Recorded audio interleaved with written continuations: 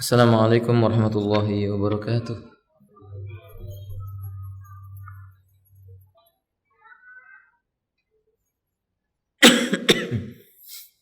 Innal hamdalillah nahmaduhu wa nasta'inuhu wa nastaghfiruhu wa na'udzu billahi min shururi anfusina wa min sayyiati a'malina man yahdihillahu fala mudilla lahu wa man yudlilhu fala hadiya lahu.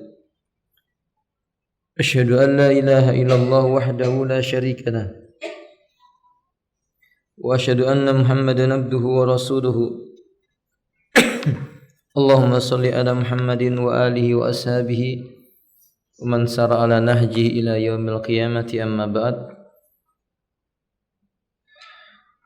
An Abi Dzarrin radhiyallahu anhu qala, dari sahabat Abu Dzar radhiyallahu taala anhu, beliau berkata, ausani, telah berwasiat kepadaku khalili, kekasihku, yakni Rasulullah sallallahu alaihi wasallam, bisab'in, dengan 7 perkara. Bihubbil masakin, yang pertama adalah mencintai orang miskin. Wa an adnuwa minhum, dan agar aku bersikap mendekat kepada orang miskin. Wa an andura ila man huwa asfala minni wa la andura ila man huwa fawqi, dan dia berwasiat agar aku melihat ke bawah orang-orang yang ada di bawahku, tidak memandang ke atas orang-orang yang ada di atasku. Wa an asila rahimi, dan beliau berwasiat agar aku menyambung tali silaturahim. Wa in jafani, walaupun mereka membenci, memusuhi dan menyakitiku dan meremehkanku. Wa an uksira min la haula wa la quwwata illa billah, dan beliau berwasiat kepadaku agar memperbanyak kalimat yang kuucapkan la haula wa la quwwata illa billah. Wa an atakallama bimurril haqqi, dan beliau berwasiat agar aku tetap mengatakan kebenaran walaupun terasa pahit.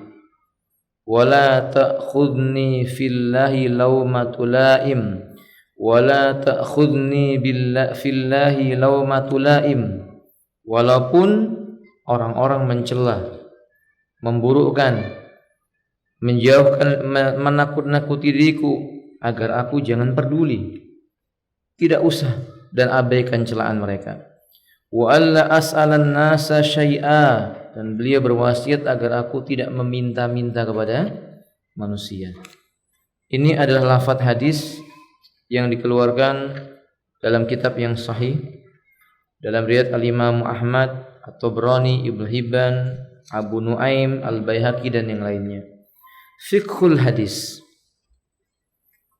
Apa yang bisa kita ambil dari fikih dari hadis wasiat Nabi kepada Abu Dzar ini? Yang pertama, dalil ini mengajarkan kepada kita an nattakhidha mahabbatan lil masakin wa an nadwa minhum,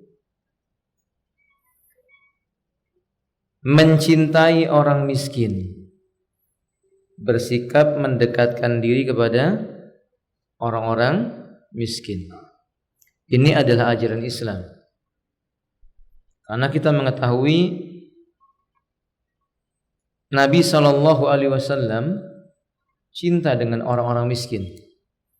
Saking cintanya dengan orang miskin, beliau berkata, Allahumma ja'alni minal masakin.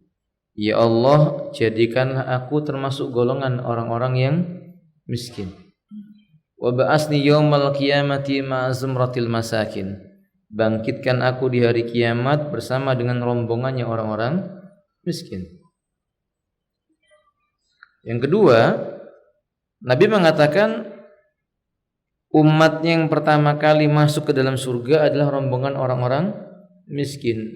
Dia menyebutkan awwalu annas min ummati yadkhulul jannata zumratul masakin. Rombongan pertama dari kalangan manusia yang masuk surganya Allah adalah rombongannya orang-orang miskin. Yang ketiga, Nabi memerintahkan kita bersyukur kepada orang miskin. Karena ikhwati a'aznu ayyakum,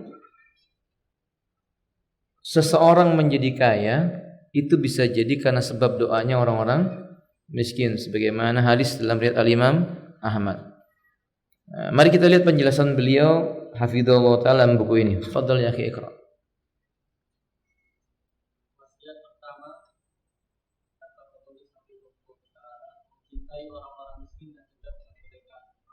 Wasiat yang Rasulullah SAW tunjukkan untuk Abu Dhar ini pada hakikatnya adalah wasiat untuk umat Islam secara umum. Nah, jadi ikhwati wa yakum, idza wajadna fi hadisin Nabi sallallahu alaihi wasallam mau'izatan yakhtubu ahadan aw alal ashabi Muhammadin sallallahu alaihi wasallam, kalau kita menjumpai ada sebuah wejangan dari Nabi sallallahu alaihi wasallam ditujukan kepada salah seorang sahabat, apalagi kepada seluruh para sahabat, hukumnya berlaku amatun linnas.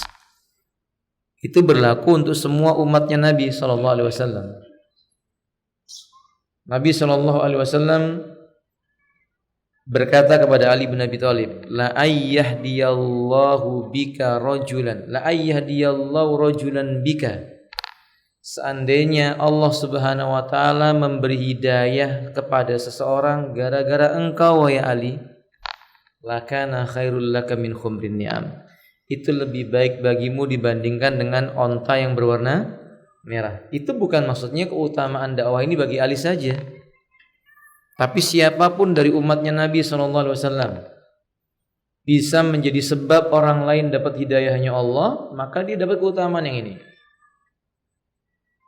Contoh yang lainnya, Rasulullah SAW menyebutkan kepada sahabat Ubay bin Ka'ab, tapi beliau disebutkan dengan lafaz yang umum, idza amma nasa ahadukum, apabila salah seorang di antara kalian mengimami manusia, falyandur mawara'ahu, wa fi riwayah falyukhaffif, hendaklah dia meringankan salatnya, fa inna mi waraihi, karena di belakangnya itu ada dhaifun, orang lemah, maridun, orang sakit, wadil hajah, dan orang yang memiliki apa?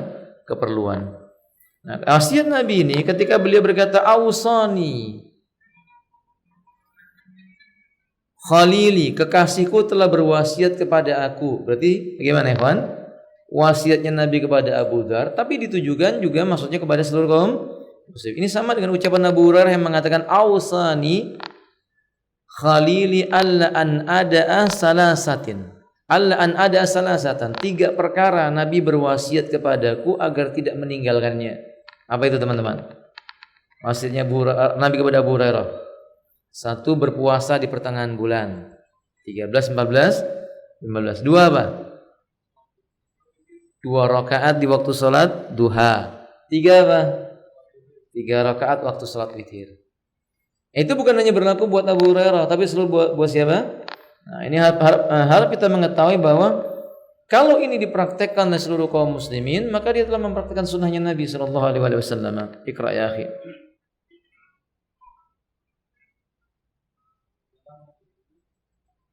Dalam hadis ini, Nabi SAW berwasiat kepada Abu Dhar agar mencintai orang-orang miskin dan dekat dengan mereka. Kita sebagai umat Islam hendaknya menyadari bahwa nasihat ini tertuju kepada kita semua. Nah, dalam hadis ini min tadammati hadil hadis, dalam kandungan hadis ini mengandung anjuran menumbuhkan rasa cinta, menumbuhkan rasa cinta kepada orang-orang miskin.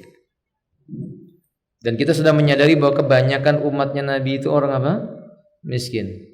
Dan antum harus ingat, kemiskinan tidak akan memudaratkan umatnya Rasulullah sallallahu alaihi wasallam.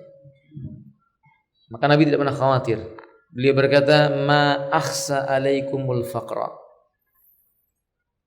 Aku tidak khawatir kefakiran menimpa kalian. Jadi kalau seandainya umat ini ditimpakan oleh Allah cobaan berupa kemiskinan, jangan khawatir.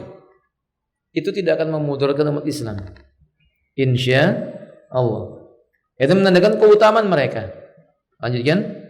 Orang-orang miskin yang dimaksud adalah mereka yang hidupnya tidak berkecukupan, tidak punya kepandaian untuk mencukupi kebutuhannya, dan yang paling baik di antara mereka adalah orang-orang yang tidak mau minta-minta kepada manusia. Nah, jadi apa itu miskin? Secara syariat, maka miskin itu maknanya ya orang yang bisa makan tapi tidak cukup untuk sehari-harinya, berpakaian tapi tidak mencukupi sebagaimana keadaan umumnya, punya pekerjaan tapi tidak mencukupi kebutuhan pokoknya. Ini namanya miskin. Punya tempat tinggal tapi tidak selayak yang dimiliki oleh orang-orang pada umumnya, itu miskin. Bagaimana dengan fakir? Kalau dalam Al-Quran atau dalam ayat Quran maupun hadis, kalau disebut dengan lafadz fuqara saja, berarti maksudnya adalah miskin. Tapi kalau disebut lil fuqara wal masakin, berarti dibedakan antara fakir dengan apa? Miskin. Kalau miskin tadi sudah kita sebutkan, fakir bagaimana? Asaddu minal miskin, lebih parah keadaannya dibandingkan orang miskin. Orang fakir itu lebih parah keadaannya dibandingkan orang miskin. Biasanya orang fakir itu laisa lahu sakan, tidak punya tempat tinggal. Wa laisa lahu ta'amun, bahkan tidak punya makanan. Kalau orang miskin masih punya makanan, cuman enggak cukup. Ini fakir. Ikhwati a'aznu ayyakum. Maka sebab itu, ikhwati a'aznu ayyakum, Imam Asy-Syafi'i rahimahullah ta'ala menganggap kategori orang miskin, kategori orang sudah tidak dianggap miskin idastata'a ayyut'ima ahlahu kama yut'iman nasu amatahum. Kalau seseorang mampu memberi makan kepada keluarganya sebagaimana orang-orang pada umumnya memberi makan. Sehari berapa kali kan kalau kita makan tuh? 3 kali. Nah, maka kalau ada orang sudah mampu makan 3 kali itu enggak miskin lagi. Faham ikhwan? Sudah enggak dianggap miskin oleh Al-Imam Asy-Syafi'i rahimahullah ta'ala. Nah, beliau kalau dianggap miskin itu ya orang biasa makan 3 kali, dia cuma sekali. Ada wallahu alam bishawab. Lalu kata beliau, wa afdaluha, paling utamanya dari golongan orang-orang miskin itu adalah alladzi lam yatakaffa wa laisa 'alan nas an umurid dunya. Bukan golongan yang merendah. Seutama-utama mereka lah bukan golongan yang mudah merendahkan diri dengan cara meminta-minta kepada manusia. Hada muwafaqatun bima ja'a an Nabi sallallahu alaihi wasallam. Ini cocok dengan sunnahnya Nabi yang Nabi katakan, laisal miskin bihadat tawaf laisal miskin bihadat tawafil ladzi yatufu 'alan nasi. Kata Nabi, orang yang miskin itu sebenarnya bukan orang yang kerjanya berkeliling. Yatufu 'alan nasi itu berkeliling-keliling ke rumah-rumah manusia untuk meminta-minta. Itu bukan miskin. Fatarudduhu al-luqmata, kadang ia diberi sesuap atau 2 suap makanan, au luqmatani. Wa tamratu wa tamratani, kadang dia diberi 1 butir atau 2 butir kurma. Qalu, jadi itu bukan miskin. Kata para sahabat, kalau gitu famal miskin, siapa yang patut disebut sebagai orang miskin? Yang tadi Nabi mengatakan rombongan pertama dari umatku yang masuk surga adalah rombongannya orang apa? Miskin. Siapa mereka itu? Ya Rasulullah, wahai Rasulullah sallallahu alaihi wasallam, qala, kata beliau, alladzi la yajidu ghina yughnihi wa la yuftanu lahu fayutasaddaqa alaihi. Orang miskin itu orang yang hidupnya tidak pernah berkecukupan dan dia tidak punya keterampilan untuk memenuhi kebutuhan dirinya. Fayutasaddaqa alaihi, kemudian ada orang yang melihatnya dan dia diberi sedekah. Dia enggak minta. Orang datang mendekat kemudian diberi apa? Sedekah. Sedekah dalam hadis ini maksudnya apa? Zakat. Dia enggak meminta-minta. Nah, kalau kita memegang mazhabnya Imam Syafi'i, ngemis enggak boleh kasih zakat. Kalau pakai mazhabnya Imam apa? Syafi'i. Demikian pula ini pendapat yang dipilih oleh Al-Imam Ahmad ibn Hanbal. Orang kalau sengaja mengemis alias dengan kata lain profesinya sebagai apa? Pengemis, itu enggak boleh kasih zakat. Dan Nabi menjelaskan yang berhak dapat zakat yang Allah katakan innamas shadaqatu lil fuqara wal masakin. Sesungguhnya hanyalah, karena lafaz innama di situ dalam bahasa Arab maknanya lil hasr, memberikan batasan. Sedekah itu sesungguhnya hanya berhak diberikan kepada siapa? Fakir, miskin, dan seterusnya dari ayat itu. Lalu kata Nabi, bukan orang miskin. Itu bukan miskin kalau dia kerjanya berkeliling-keliling di antara manusia, meminta-minta, kadang diberi 1 suap, 2 suap makanan, 1 butir, 2 butir apa? Kurma. Sahabat bertanya, kalau gitu gimana yang miskin yang berhak dapat zakat? Nabi mengatakan, orang yang tidak punya kecukupan, orang yang tidak mampu memenuhi kecukupannya, dia nggak punya kecukupan dan tidak punya kecakapan, maksudnya tidak punya keterampilan untuk bekerja secara umumnya manusia. Lalu datang orang lain merasa kasihan, diberilah dia sedekah. Ini yang pantas dikasih zakat. Dan Nabi juga mengatakan, wala yas'alun nasa syai'a. Dia menjaga diri dari mengemis kepada siapa?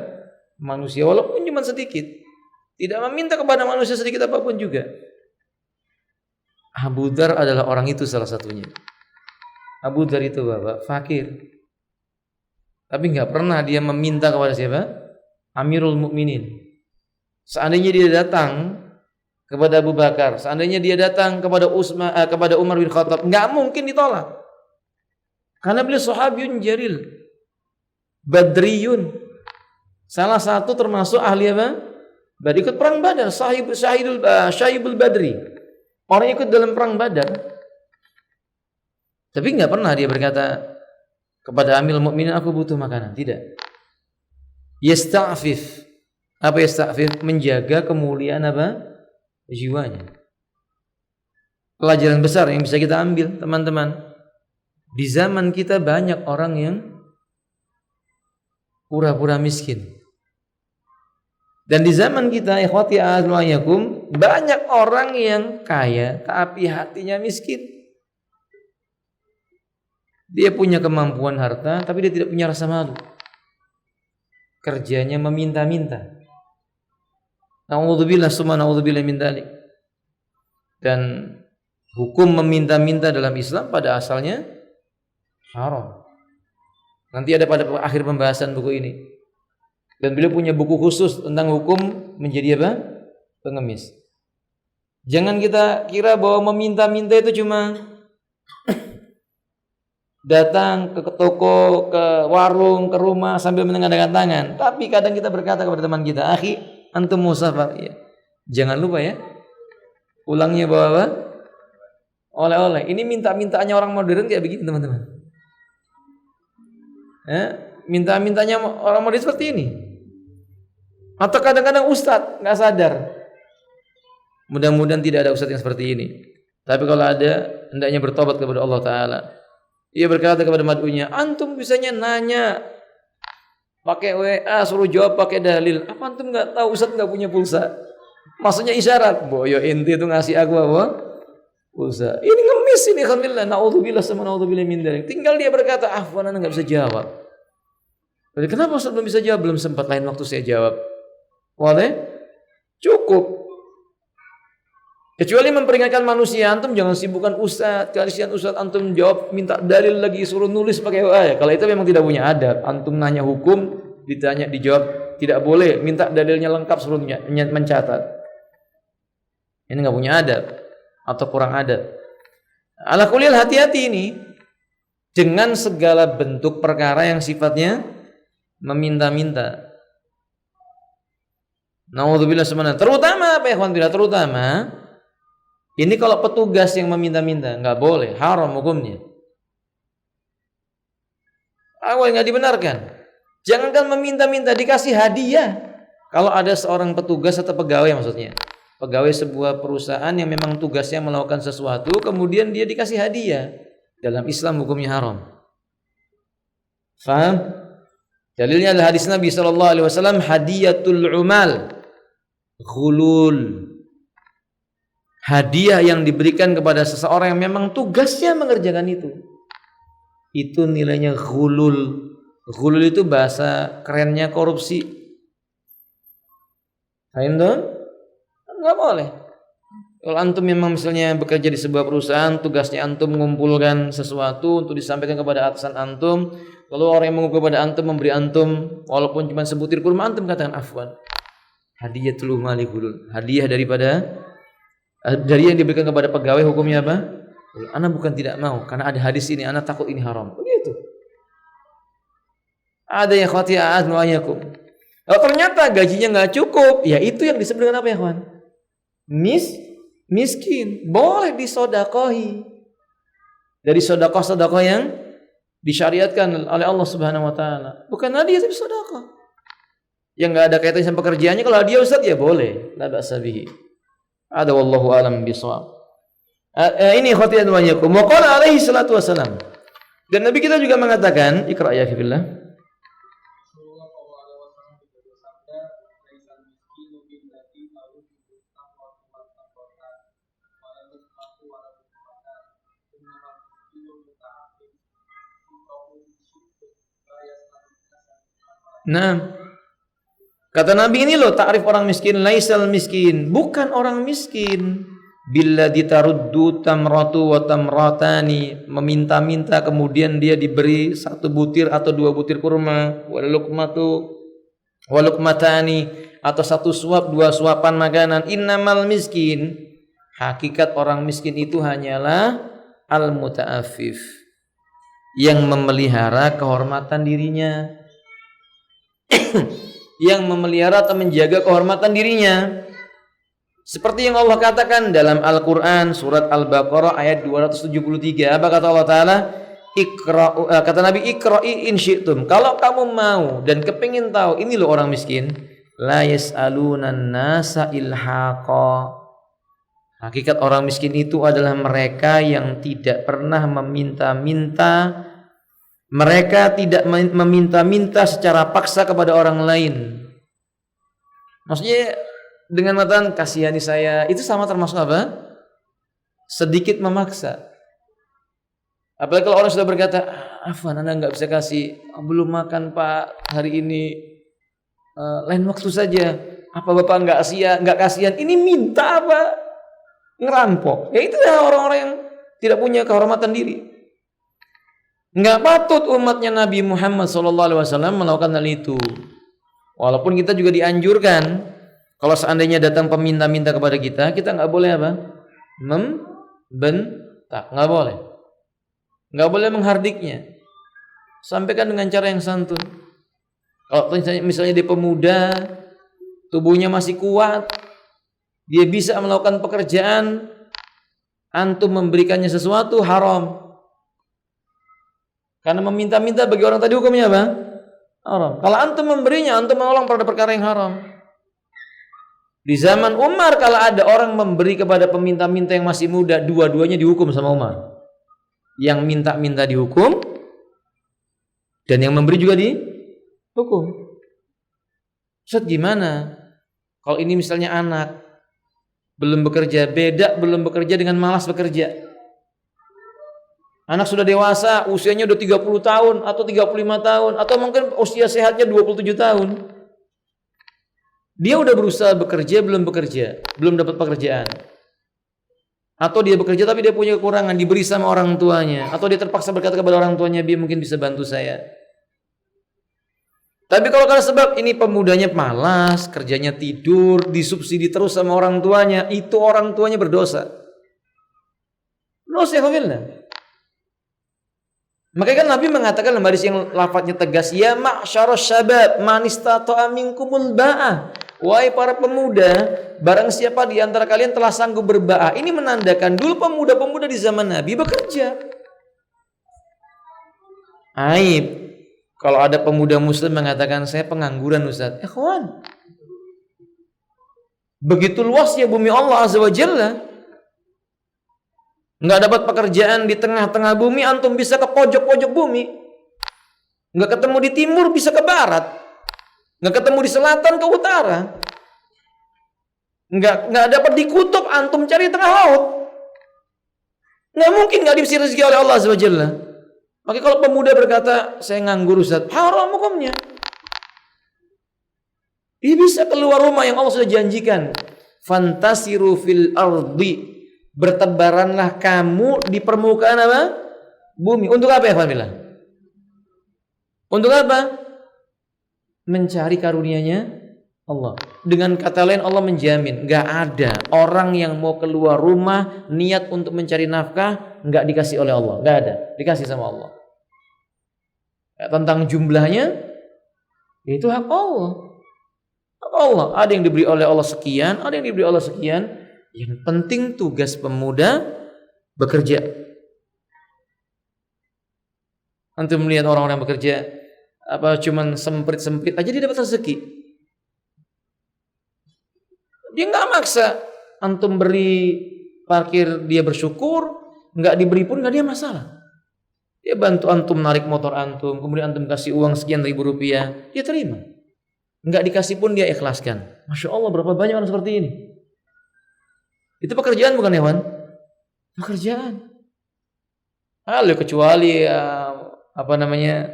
dia nggak ngatur-ngatur tiba-tiba antum naik motor, prit, ini ngerampok ini alhamdulillah.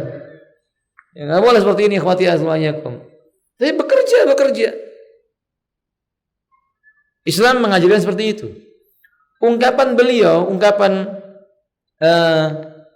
Ucapan Abu Dzar yang mengatakan beliau berwasiat kepadaku agar aku mencintai orang miskin dan mendekat kepadanya. Karena begitulah keutamaan orang miskin. Dia sanggup menahan penderitaan dan tidak menghinakan diri. Maka dari sini saya katakan kepada antum, yang benar kalau bertemu orang miskin kita menghormatinya. Tegur dia, disapa dia, ditawarkan dia. Jangan terbalik. Sekarang ini kebanyakannya kebalik, Pak. Kalau ketemu orang yang punya jabatan atau kaya ditegur, malah ditawarin. Ini orang kaya lagi jalan kaki, Pak mau kemana? Kok jalan kaki? Ayo naik mobil saya. Yang miskin lagi gendong lagi gendong di punggungnya itu apa namanya itu, Pak? Keranjang. Nggak ada yang nawarin. Paling dibuka, Bu, yang sabar ya Bu, yang sabarlah, wala quwwata illa billah. Itu pertanda bahwa nahnu la nuhibbuhum. Kita nggak punya kecintaan kepada mereka. Kalau seseorang sudah tidak punya kecintaan kepada orang miskin, muhiqat barakatu hayatihi. Kata Syekhul Islam, Allah akan cabut keberkahan dalam dirinya itu.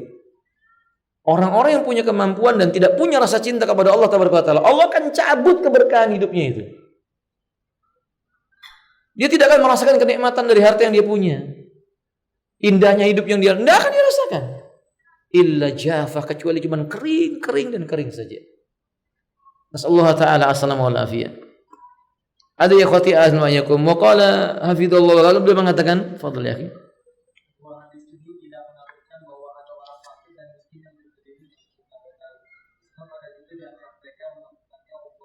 Nah, hadis yang kita baca tadi itu bukan berarti tidak boleh meminta-minta sama sekali.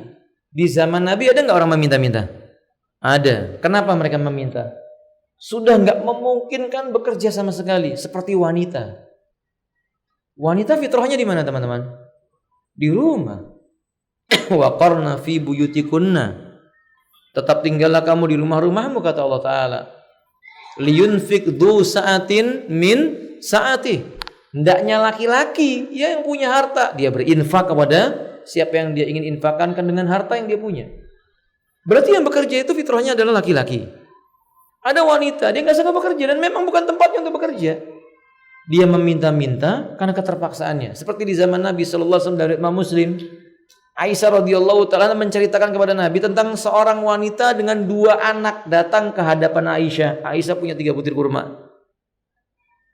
Kemudian wanita itu berkata kepada Aisyah, berikan kepadaku sesuatu untuk makan anakku. Maka kata Aisyah radhiyallahu taala anha, aku keluarkan 2 butir kurma milikku. Kata Aisyah radhiyallahu taala kepada Nabi, aku takjub dengan wanita tadi. Yang 1 butir dipotong jadi 2, diberikan kepada 2 anaknya.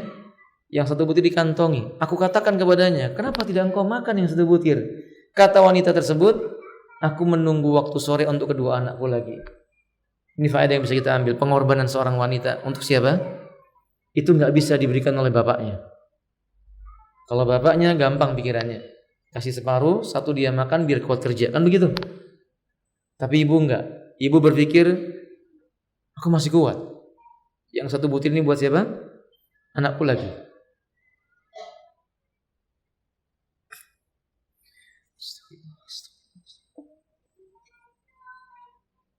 Nah, kemudian kata Aisyah radhiyallahu taala anha, beliau mengatakan, lalu aku berikan lagi kepada wanita itu 1 butir. Tapi wanita itu tidak pula memakannya, tetap dia apa? Mengantunginya. Lalu Nabi SAW mendoakan keberkahan untuk wanita tersebut. Akhi a'azani Allah wa iyyakum. Jika seseorang yang meminta-minta itu kemiskinan menyebabkan dia demikian karena memang fitrahnya tidak mampu bekerja, itu tidak berdosa. Bahkan wajib.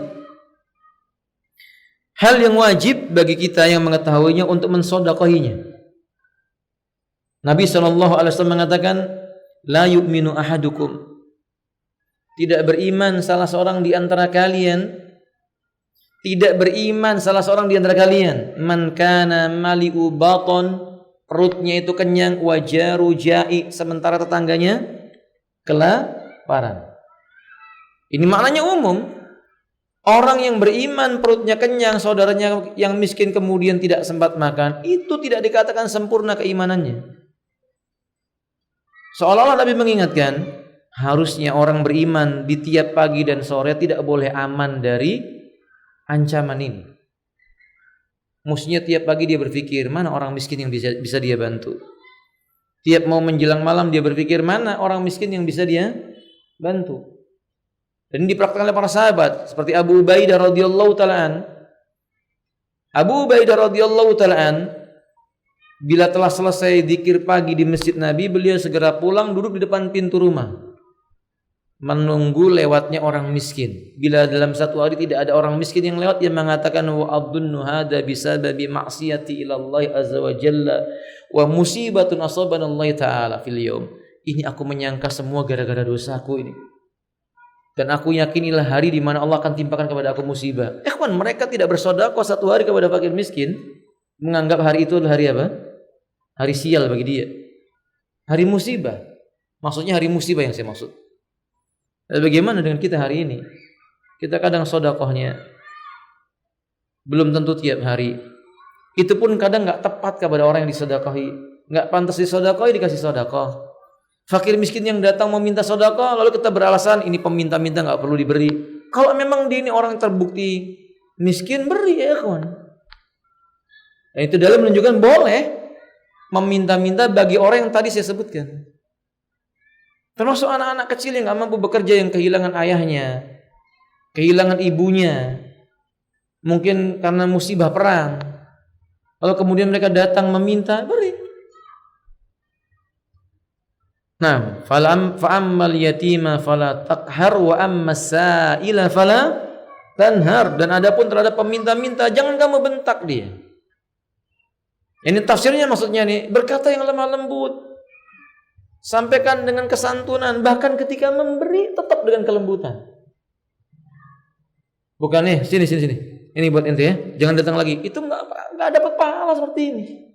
Enggak dapat pahala. Tapi dia berkata, ta'al, semoga bermanfaat buat antum. Hadi ya khati. Fala tanhar, jangan membentak, jangan menghardiknya. Wallahu a'lam bishawab. Iqra ya akhi fillah. Selaku umat Islam kita diperintahkan untuk dekat dengan orang-orang miskin dan dilarang menyembunyikan diri kepada mereka. 6. Kepada orang miskin tidak boleh meninggi hati. Tidak boleh bersikap sombong kepada mereka karena bukan pada tempatnya. Allah mengatakan wala tusa'ir khaddaka linnas. Surat apa ini, ikhwan? Luqman. Wala tusa'ir khaddaka linnas wala tamsi fil ardi maraha. Kata Allah, jangan kamu memalingkan wajahmu terhadap manusia dan jangan kamu berjalan di muka bumi di antara manusia, maksudnya maraha, dalam keadaan apa? Tinggi hati, sombong. Innallaha la yuhibbu kulla mukhtalin fakhur. Karena sesungguhnya Allah tidak menyukai orang-orang yang sombong lagi membanggakan diri sendiri.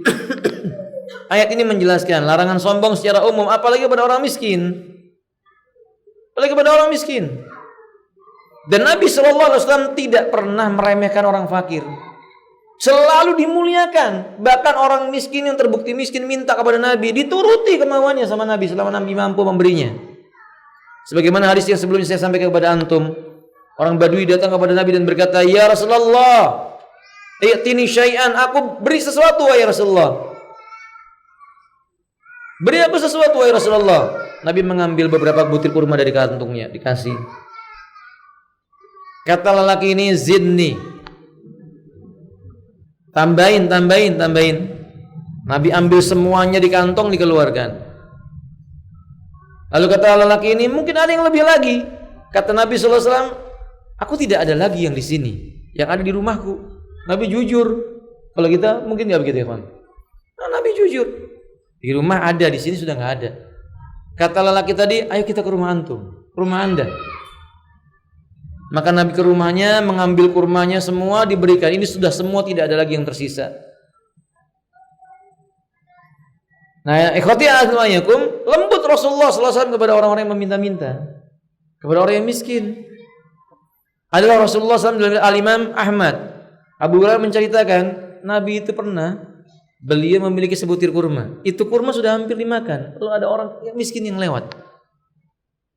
Dan terlihat dia, dari wajahnya terlihat lapar. Nabi berikan. Lalu Nabi mengambil beberapa butir batu, menjauh dari para sahabat, diikat perutnya, diganjal. Dia lebih mementingkan siapa? Orang miskin. Hadiah khotiyah azwajakum. Dan ini bisa kita praktekkan dalam banyak hal. Antum naik bus, lihat ada orang yang fakir, yang lemah, yang miskin, kasih tempat duduknya, antum berdiri. Kita ngantri sesuatu, air dan sebagainya, tubuh kita lebih kuat, ada orang tua, fakir dan miskin dahulukan. Di zaman Umar bin Khattab, bila ada urusan-urusan yang berkaitan dengan ketatanegaraan, yang di barisan saf terdepan, Umar memerintahkan zumratul fuqara wal masakin, harus yang miskin dan fakir. Semua pelayanan yang berkaitan yang ditanggung oleh negara, pelayanan kesehatan, dapat bantuan makan tiap bulannya dari Baitul Mal, atau mau menikahkan pemuda-pemudanya yang dibiayai oleh negara, itu didahulukan yang miskin. Karena ikhwati a'azzaikum, Rasulullah SAW itu meminta kita memuliakan orang miskin karena beliau mengatakan, bisa jadi karunia Allah kekayaan kepada orang miskin itu, kepada orang kaya itu, li'annahum yad'ullah ta'ala, Allahumma rzuq li ikhwanina rizqan katsiran thayyiban. Ya Allah, kasih rezeki yang banyak buat saudara kami, berkaya hartanya. Doanya siapa itu, kan? Orang miskin. Orang miskin itu kalau berdoa tulus. Dia berdoa, ya Allah, berikan saudaraku ini rezeki, berikan saudaraku ini kemampuan. Dia tulus. Maka wajar kita bersyukur kepada siapa? Orang-orang miskin. Hada wallahu alam bisawab. Ini ajaran Islam. Iqra ya akhi sedikit. Perbuatan sombong adalah haram dan orang-orang yang sombong diancam oleh Allah Ta'ala dalam beberapa ancaman. Di antaranya, pertama dipalingkan dari petunjuk dan begitu sulit mendapatkan. Nah, orang yang punya sifat sombong kepada siapapun, terutama kepada orang miskin, ini kata Allah Subhanahu wa taala, Sa'asrifu an ayati alladina yatakabbaruna fil ardi bighairil haqq. Kelak aku akan palingkan Dari tanda-tanda kekuasaanku orang yang memiliki kesombongan di muka bumi tanpa ada alasan. Ayat ini dipakai hujah oleh Imam Ibnu Katsir. Kita boleh sombong kalau ada alasan. Seperti bersikap sombong kepada orang apa? Sombong. Ngerti? Kalau ada orang sombong, kita balas kesombongannya supaya dia tahu bahwa dia itu tidak boleh sombong. Itu diperbolehkan. Tapi ayat ini menjelaskan hukum asal bahwa orang-orang yang punya sifat sombong itu dikhawatirkan. Kata Allah Ta'ala, Sa'asrifu an ayatiyah. Aku akan palingkan dia di tanda-tanda kekuasaanku. Maksudnya apa? Fan ba'idatun an hidayatillahi ta'ala. Dia jauh dari petunjuknya Allah Tabaraka wa Ta'ala. Wa iyyarau kulla ayatin la yu'minu biha. Dan jikalau seandainya mereka itu melihat tiap tanda kekuasaanku, tetap mereka tidak akan beriman karena sulit dapat hidayah. Kata Allah Subhanahu wa taala, wa iyyarau sabilar rusdi la yattakhidu sabila. Dan kalau seandainya mereka menjumpai ada sebuah jalan petunjuk, mereka tidak akan menjadikannya sebagai petunjuk. Wa iyyarau sabilal ghayyi. Dan kalau seandainya mereka itu mengetahui sebuah jalan yang bengkok, yattakhidu sabila, dia tempuh jalan bengkok itu karena enggak dapat petunjuk. Dzalika bi annahum kadzdzabu bi ayatina, yang demikian itu karena mereka hidupnya di dunia senantiasa mendustakan tanda-tanda kekuasaan kami, wa kanu anha ghafilin, dan adalah mereka terhadap ayat-ayat kami tersebut termasuk kategori orang yang ghafil. Apa itu ghafil? Lalai, lengah terhadapnya. Ini ancaman pertama bagi orang yang sombong. Jadi jangan sekali-kali menyombongkan diri terhadap orang-orang miskin. Dia masuk dalam kategori yang seperti ini, dijauhkan dari hidayah Allah Subhanahu wa taala. Padahal manusia di dunia itu butuh adanya apa? Hidayahnya Allah Azza wa Jalla. Kita semua butuh hidayah. Butuh petunjuk dari Allah Subhanahu wa taala. Semua aktivitas kita, dunia kita, apalagi urusan akhirat kita butuh petunjuk. Lalu bagaimana kalau Allah sudah menjauhkan dari kita hidayah? Nauzubillah. Ternyata sebabnya adalah apa?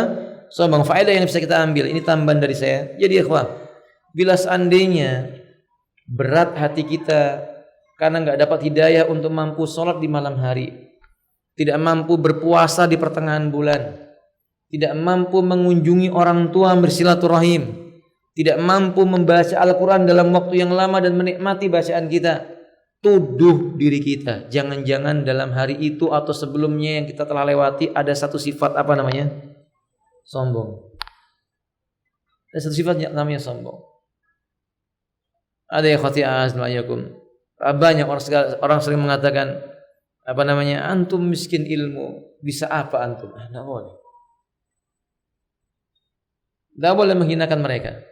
Kalau kita punya kemampuan ilmu, tidak patut kita mengucapkan hal itu. Kecuali ini bab yang sifatnya tahdir. Fulan tidak punya ilmu, akan tetapi dia berbicara seolah-olah dia paham ilmu. Ini bab berbeda. Tapi merendahkan orang lain seolah-olah dia, kamu bukan level saya, ini nggak boleh. Itu bisa menjadi sebab dia terhalangi dari apa? Hidayah. Barangkali dia baca Quran bisa, tapi dia susah dapat hidayah untuk memahami si Quran. Naudzubillah subhanahu wa ta'ala. Tsaniyan, yang kedua ya akhi.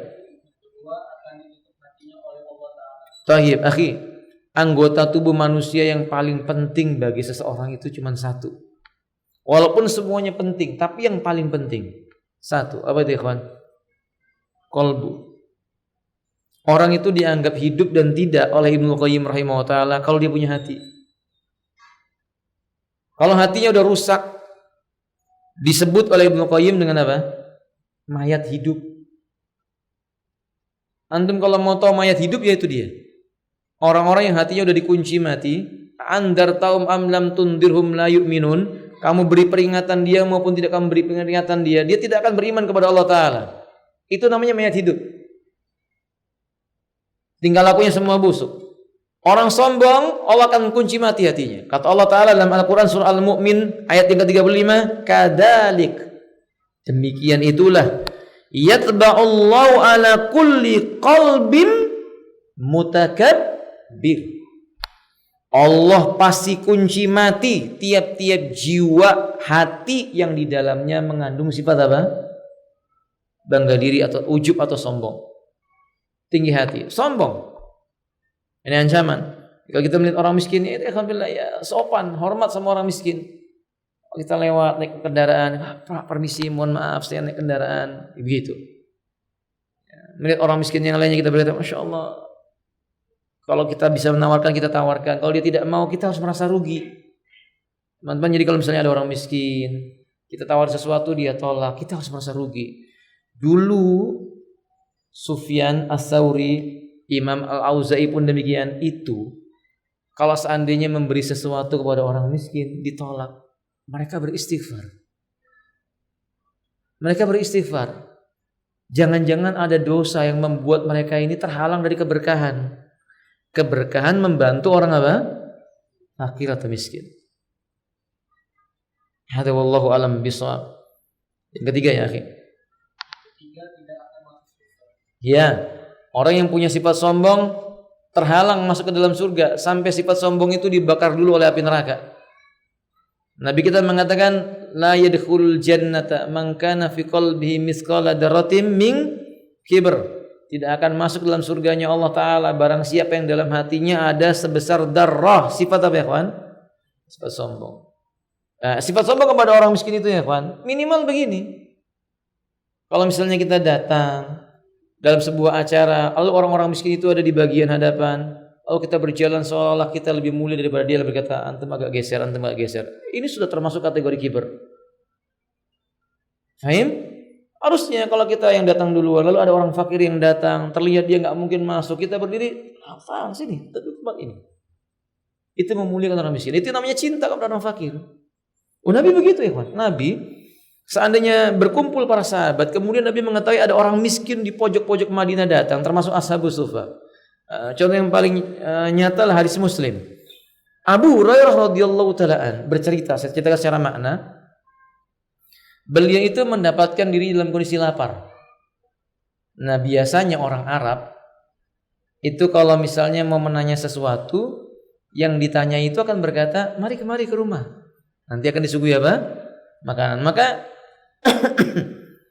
Abu Hurairah berkata ketika Abu Bakar As-Siddiq lewat, Abu Hurairah berkata, wahai Abu Hurairah, pernahkah kamu mendengar Nabi SAW mengatakan tentang ini dan itu? Abu Hurairah bukan tidak tahu, Abu Hurairah tahu. Tapi harapannya apa? Abu Bakar As-Siddiq mengetahui, suruh datang ke rumah, dijawab di rumah. Kalau datang ke rumah pasti dia apa kan? Dijamu. Oke?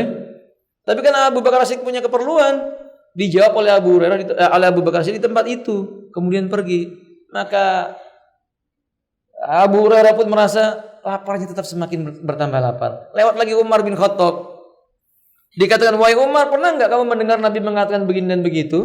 Barangkali kamu tahu tentang hadis ini dan hadis itu. Umar jawab di tempat, kemudian ditinggal. Lewatlah siapa? Rasulullah sallallahu alaihi wasallam. Rasul datang, kata Abu Hurairah, faraitu kana sallallahu alaihi wasallam talqat wajahnya tersenyum, yatabassamu. Dia senyumnya lebar, ngelihat aku dari jauh sudah senyum. Ngerti maksudnya, teman-teman? Tahu nih kalau Abu Hurairah lagi apa? Kelaparan. Tahu dia. Datang, lalu belum sempat berkata apa, ya Rasulullah, apa kata Rasulullah? Ta'al ya Abahir, sini Abu Hir. Abu Hurairah menyangka akan dikasih apa?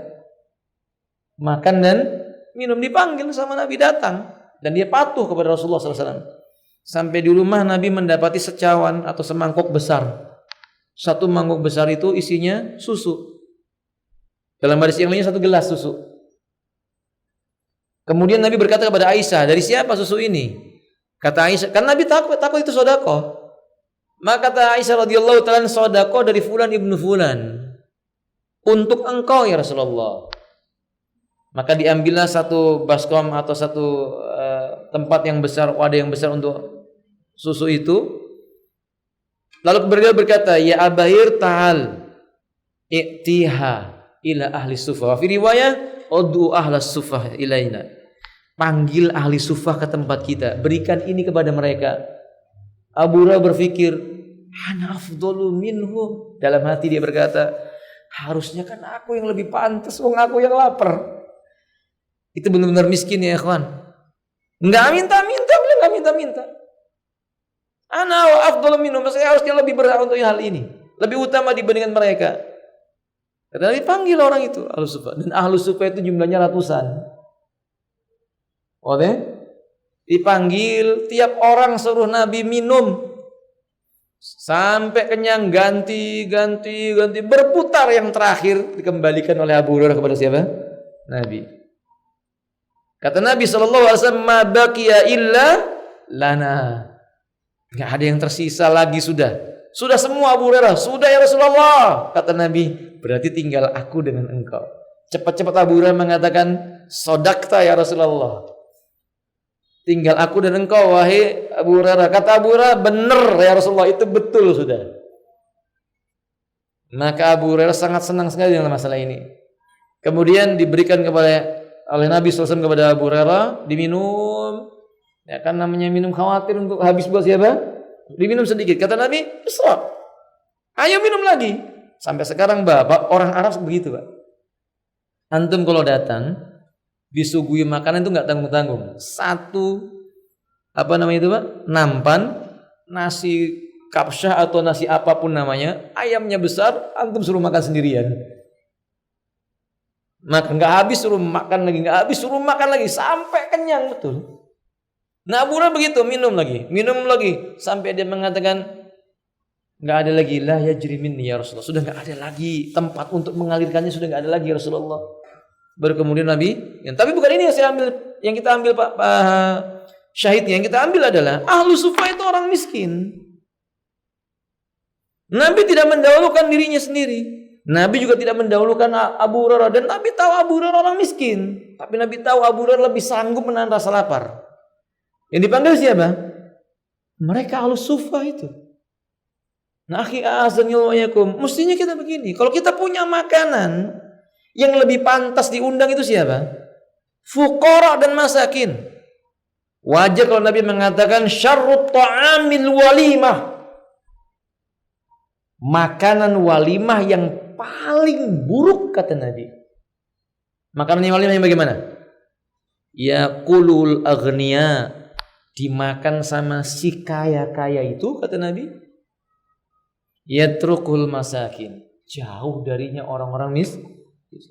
Makanan itu enggak disentuh sama orang miskin. Teman-teman, kalau antum mau punya undangan makan apapun, ana nasihatkan kepada antum, dulukan siapa yang diundang? Orang miskin. Orang miskinnya diundang.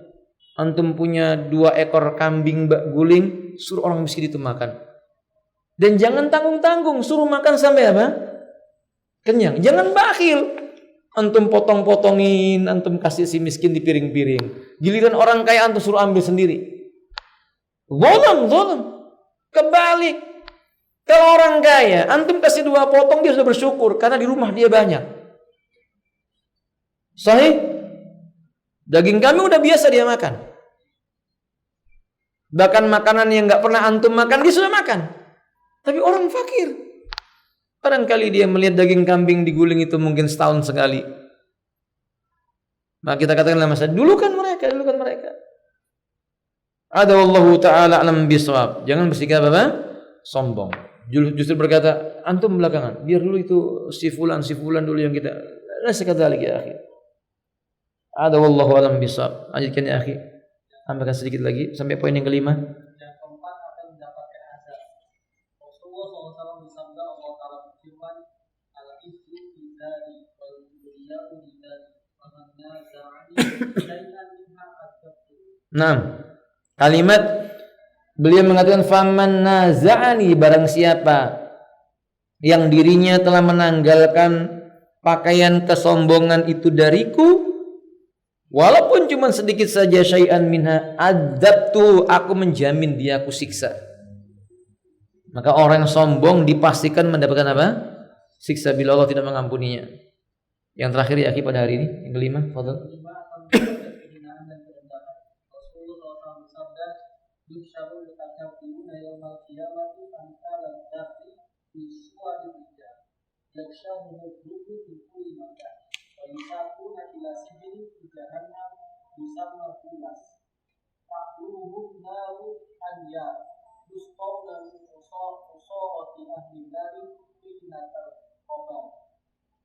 Pada hari kiamat orang-orang yang sombong akan dikumpulkan laksana semut-semut kecil dalam bentuk laki-laki. Penghinaan mengelilingi mereka dari setiap tempat. Lalu mereka digiring menuju sebuah penjara di dalam neraka jahanam yang bernama Bulas. Api yang sangat panas memukul mereka. Mereka diberi hidup dari cairan yang diberikan kepada penghuni neraka, yaitu Tinatul Khobar. Jadi ujung dari sebuah kesombongan itu apa ya, Wan? Kehinaan. Hina dan dihinakan. Nggak ada orang sombong itu jadi mulia, nggak ada. Cuman tadi itu aja. Kalau misalnya di medan perang, untuk menampakkan sesuatu, menakut-nakuti musuh, maka itu strategi perang. Tapi pada asalnya nggak boleh kesombongan.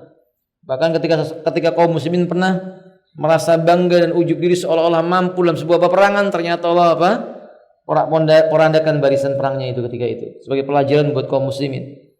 Itu sudah kaum muslimin azma'iyakum, sampai Nabi gambarkan yuhsaru al-mutakabbirun, rombongan orang-orang sombong itu akan digiring yaumal qiyamah pada hari kiamat amsalad dar, berkumpul seperti permisalan semut, fi suwari rijal, tapi bentuknya manusia. Rijal di sini maksudnya manusia, bisa laki-laki bisa apa? Perempuan. Mereka itu bentuknya lah manusia, tapi kecil-kecil kayak semut. Kata Nabi SAW, yaghsahumul dul min kulli makanin, dari arah manapun dia berada, mereka ditimpa kehinaan, nggak ada kemuliaannya.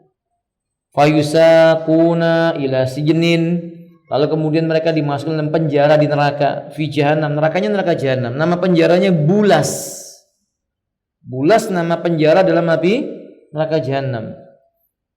Kemudian kata beliau, ta'aluhum nar al-anyar, di bagian atasnya itu ada api yang jatuh menimpa mereka, panas sekali. Yuskauna min usarati ahlin nar, kalau mereka kehausan mereka diberi minum, tapi dari usarah. Apa itu usarah? Asir. Asir itu artinya jus, perasan. Jadi usarah artinya perasannya ahli neraka, kotorannya, keringatnya, semuanya kotorannya, perasan ahli neraka itu. Lalu kata beliau, tinatul khabal, kalau dia itu dingin nggak apa, bentuknya menjadi tinatul khabal. Apa itu tinatul khabal? Gampangnya tinatul khabal itu seperti sebuah aspal yang baru dipanaskan. Seperti aspal aspal yang berwarna hitam itu panas. Antum lihat kalau orang baru pertama kali bikin apa? Jalan raya, itu sudah berbentuk jalan aja kita lewat rasanya panas. Na'udzubillah min dzalik. Ini neraka jahanam. Itu ganjaran bagi orang yang punya sifat apa? Sombong. Dan memang biasanya kesombongan itu muncul dari orang yang apa ya, kawan? Kaya. Kesombongan itu biasanya muncul dari rombongan orang-orang yang tidak tersentuh dengan garis kemiskinan. Maka dalam riwayat Al-Imam Abu Daud, kendaraan itu menyebabkan kesombongan. Ternyata benar, teman-teman. Maka sebab itu kenapa kita kalau naik kendaraan disuruh membaca apa? Bismillah, alhamdulillah, subhanalladzi sakhkhara lana hadza. Kita memuji Allah yang telah menundukkan kendaraan itu buat kita, biar kita nggak sombong. Dan kita baru punya sepeda motor, Masya Allah. Karena sebelumnya nggak pernah punya sepeda motor, baru punya motor, sombongnya luar biasa. Bukan penilaian orang, kita itu menilai diri kita sendiri dulu. Kita ini sombong, Allah tahu. Nah, motor kita kayaknya yang paling apa? Paling asyik, paling kenceng, paling top. Belum kalau ditambahi knalpot yang bunyinya kayak halilintar itu, makin gede hati lagi. Belum lagi kalau motornya sudah gede namanya motor apa? Gede. Semua orang suruh minggir, bunyikan sirine biar dia orang semua orang suruh minggir. Sehingga orang-orang yang jalan kaki sudah ke pinggir-pinggir dipepet-pepet. Apa kalau nggak sombong namanya itu, teman-teman? Itu sombong namanya. Kalau orang-orang miskin itu kemudian mengangkat tangan dan berkata, "Ya Allah, Engkau Maha Adil, berikan keadilan-Mu kepada kami." Bisa celaka kita. Nah, doa orang miskin itu mustajab, diijabah oleh Allah Subhanahu wa taala. Makanya dekati. Dahulu Umar bin Khattab radhiyallahu ta'ala berpesan kepada pasukan perangnya, bila kalian menginginkan pertolongan Allah, mendekatlah kepada fakir miskin. Antum lihat, ketika prajurit dimanapun negaranya berada, lalu mereka menyatu dan mendekat kepada fuqara dan masakin, Allah berkahi mereka. Antum akan jumpai negeri manapun, lalu ada pasukan perangnya, dicintai sama orang miskinnya, itu nggak akan lama kemenangan dibukakan buat mereka. Tapi negeri manapun, ketika prajuritnya tidak memperdulikan fakir dan miskinnya, susah untuk memperoleh sebuah kejayaan. Oke? Sampai ada ungkapan Al-Is bin Abi Salam, al-fauzu ma'al masakin, kemenangan itu bersama dengan orang-orang miskin. Wallahu a'lam bishawab. Semoga Allah jadikan kita termasuk orang-orang yang mencintai rombongan orang-orang miskin. Alhamdulillah. Allahumma amin. Ya, sampai di sini ya materinya. Kita lanjutkan di pertemuan yang akan datang insyaallah. Ada pertanyaan sebelum ditutup? Ada.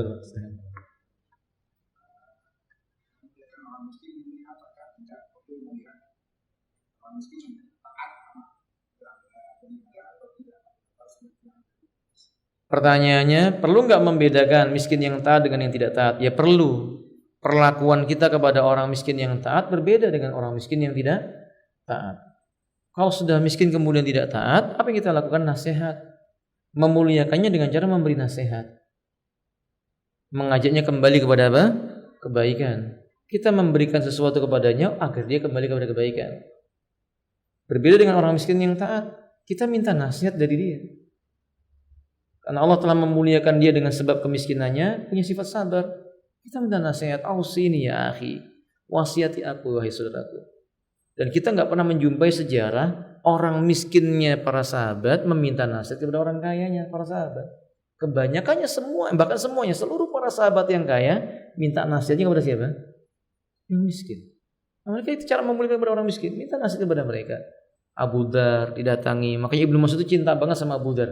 Karena Abu Dzar itu fakir, tempatnya jauh, nggak pernah keluh kesah sama sekali. Sehingga ketika beliau wafat, Ibnu Mas'ud mendengar cepat-cepat beliau datang dan beliau yang menyolatkan. Beliau yang mengimami salatnya Abu Dzar. Dalam sebuah riwayat disebutkan demikian. Wallahu a'lam bishawab. Cukup ya teman ya. 5:30 antum harus kembali ke rumah antum dan mempersiapkan salat maghrib. Mudah-mudahan bermanfaat. Kurang lebihnya mohon maaf. Wa akhiru da'wana alhamdulillahirabbil alamin. Subhanakallahumma wa bihamdika asyhadu an la ilaha illa anta astaghfiruka wa atubu ilaik. Assalamualaikum warahmatullahi wabarakatuh.